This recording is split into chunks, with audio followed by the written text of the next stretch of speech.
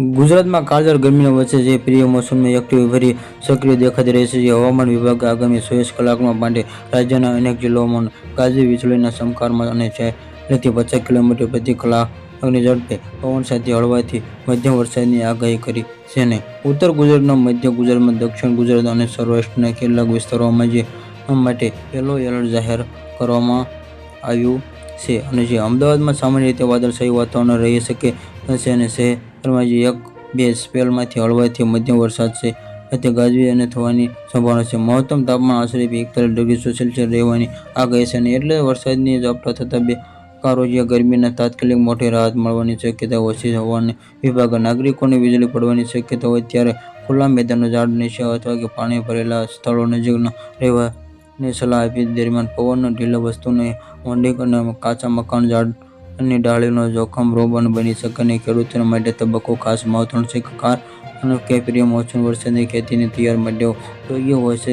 પરંતુ વીજળી, પવન, અચાનક વરસાદની બાગાયતી પાકને નુકસાન પણ થઈ શકે છે. આગામી સપ્તાહની ચિત્ર સાથે 11 જૂનથી ઉત્તર મધ્ય ગુજરાતના ઘણા વિસ્તારોમાં તે પ્રવૃત્તિ ધીમે ધીમે ઘટી શકે, જ્યારે દક્ષિણ ગુજરાતના દરિયાકાંઠા, ડાંગ, વલસાડ પટ્ટામાં છૂટાછવાયા ઝાપટાઓ રહેવાની શક્યતા. સૌરાષ્ટ્રના અમરેલી, ભાવનગર, ગીર સોમનાથમાં સ્થાનિક સ્તરે વરસાદનો માહોલ બની શકે છે. 7 થી 11 જૂનથી ઉત્તર ગુજરાતમાં ઘણા શહેરોમાં વરસાદની પ્રવૃત્તિ ધીમે ધીમે ઘટીને જ્યારે દક્ષિણ ગુજરાતના દરિયાકાંઠા, ડાંગ, વલસાડ પટ્ટામાં છૂટાછવાયા ઝાપટા ચાલુ રહેવાની શક્યતા છે. સૌરાષ્ટ્રમાં અમરેલી, ભાવનગર, ગીર સોમનાથમાં સ્થાનિક ક્ષેત્રે વરસાદી માહોલ બની શકે છે. ચોમાસું ગુજરાત તરફ આગળ થતાં જેમાંથી આવેલા સમય પરિવર્તન થતાં જેમાંથી એટલે કે દરેક વરસાદ થાય છે જે ગુજરાતની ક્યારે અચાનક તીવ્ર પવન જે થતા જેમાંથી ઝાપટાઓને સમગ્ર વાતાવરણ રહે છે. સત્તાવારોને